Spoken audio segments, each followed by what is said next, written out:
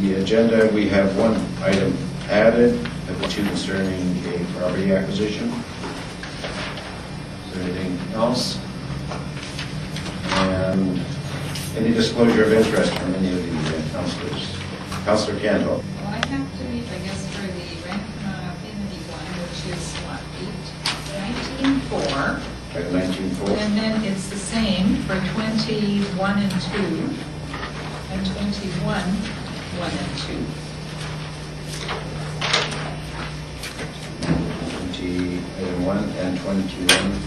1 and 2, 1 and 2. And that is because I have sold the house that is been subdivided on. I don't know if it really makes any difference, but just to be sure. Thank you. Councillor Flynn. Thank you, Your Worship. I will not be able to sit in on item 19.5, which is the development permit application to GM dealership. As the owner of Seminar, GM is a client of mine, and I do benefits from one of their other dealerships as well. And I don't think that's in 20 or 21 by what I can see, so Is that correct? it's just correct. So I will step out for 19.5. Thank you. So the first item of the day, we have a presentation from Don Edelton, representing the Okanagan Regional Library. Welcome to Seminar, and welcome to Council. Thank you very much. It's a pleasure to be here. I'm going to do a bit of a PowerPoint presentation. This all works. As you probably know, each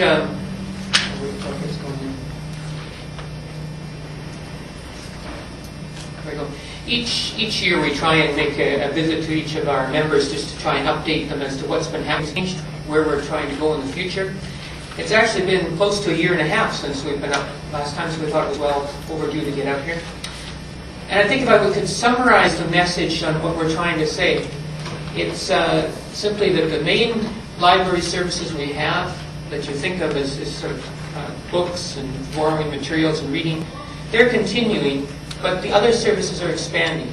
So maintaining the traditional things that we've done, we've got more and more space and resources that are needed for technology. And we're also seeing a more demand for and more of a consistent information demanded by people as to the products. And people don't really necessarily what they used to. They don't remember about, but they're often surprised resources and that sort of thing that we can offer to them. At the same time, there's still more to think that's probably going to change. But just looking a little bit about what have we done in the last. The first thing we focus on is technology. Our computer system, which has all of the books and the materials and that sort of thing, is through the database. That's been changed to a window-based product. A lot of the challenge for us in moving to that, we've been on the other one for close to 20 years, is we're having difficulty in a lot of the rural areas in getting the necessary bandwidth. Places like Salmon Arm are good, but you get over to places such as the rural areas such as Cherryville, you start to have challenges. Even some of the smaller towns are much more difficult than you think. As an example, in Cherryville, assured by a lot of main providers and some even others that if we could get service into there, any satellite would do the trick. So we worked with 2 of the main satellite providers in North America, and both of them finally gave up, as did our vendor, and said, you know what, it doesn't work. You can go one direction with satellite, you can't get the data consistently flowing back up the other way with the particular services that we were trying to provide. So ultimately the solution there ended up being getting TELUS to bring high speed right into that community. It cost us quite a bit to get those lines drawn in, but the whole community benefits from having that, so it's not just us that benefits from it. We're hoping we'll have some provincial money to help offset that. For Shuswap, we were a little more fortunate. The solution there was we were able to beam across the lake on a direct beam, and that worked out, so that helped us there. But again, challenges sort out. We have some new buildings. I mentioned North Shuswap, that's over in the Scotch Creek area, and we moved our sluice branch there about a year ago. That area in the summertime, as you can imagine, with the amount of tourists and campgrounds and that sort of thing there, it's a highly used branch in those particular months. Everybody else that's further up in places like Solista and those kind of places normally drive out through Scotch Creek or get their main services there, so Scotch Creek has been a natural place for us to end up in. About a month ago, we opened our new branch in Soyuz. That was a move off of the main area into a community center that they've got developed. It's a little off the main track, but it's a beautiful facility, and we're looking at this as perhaps a 5-year move while they redevelop things on Main Street, and we hope to be back in there eventually. Next year, we're looking forward finally to replacing our headquarters building. This is a building that dates back to the early 70s and is about a third the size of what it needs to be. And the board's been looking for about 10 years at how to do this, and it looks as though next year is the year. We're hoping next month to have final approval on that and to roll forward within a year in that particular building. It'll be on the same site as the present highway. Princeton is also hoping to move next year.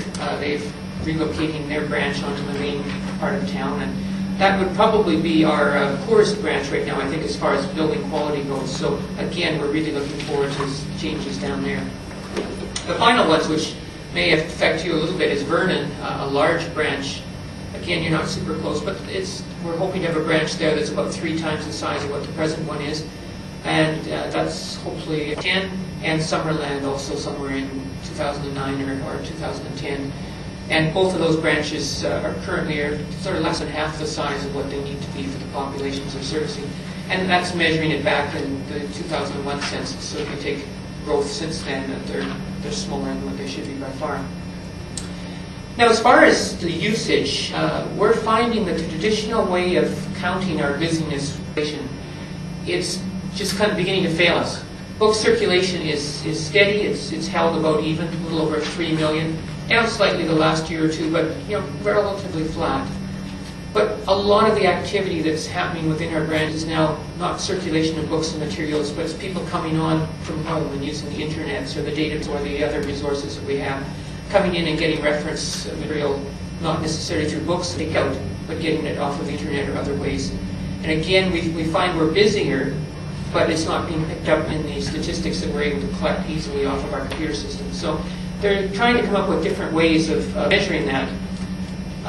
As I mentioned, there's a lot more use of electronic resources, and I'm going to go through some of those afterwards just to give you a hint of a few of the things that we offer. But we're as I say, seeing more people, but the way that we count them is a challenge. Like most of you, I think we're running into the challenge of turnover. We have a population of employees that's beginning to move into their 50s as a sort of an average age. For years, we didn't have a lot of turnover, and being a number of our branches being unionized, things worked on the seniority system. Now we're finding that as a lot of those employees are beginning to reach that retirement stage, there's a lot of rapid turnover. That's both a challenge and it's a real opportunity as well. It's a challenge because you've got some really well-experienced, very good people who've been very loyal to the system for a long time. An opportunity because new people bring fresh skills, fresh ideas, a new way of looking at things. And so we're going through that over the next few years, as I think just what everybody else is. We've been working on our strategic plan for the last 4 or 5, 6 years. We tried to reuse our money, one-time initiative, the first number of years. We're now finding that we put into things on an ongoing basis. So as an example, next year, 2008, we're hoping to add a virtual branch manager. This person is supposed to sort of develop and look after our whole electronic resources, our electronic website. That's actually our busiest branch. If you looked at the usage, it's far busier than our large branch in Kelowna or the one over here in Piccadilly Place. And so we need somebody to manage that and really make it useful, easily used, attractive. And that's an area we've known for some time we need to work on. Similarly, in 2009, we want to continue with sort of the whole area of publicity and communications. Again, we've put very little, if any, resources into that over the last number of years. We're realizing that you can provide all the best services and products in the world, but if you don't let the public know about what you can offer them, then they're not going to make the best use of that. And so if we want to maximize the usage of what the public money has gone into, we want to make sure people are how to use them and sort of front forward so that our programs continue to be well used and to maximum benefit everybody in the community. Now, I promised a little comments on a few of our new products, which some of them in the last few years, some of them just in the last few months, that would be of interest to some people. When you look at databases, one that's, I'll point out, that's quite well used is the EBSCO Auto Repair Reference Center.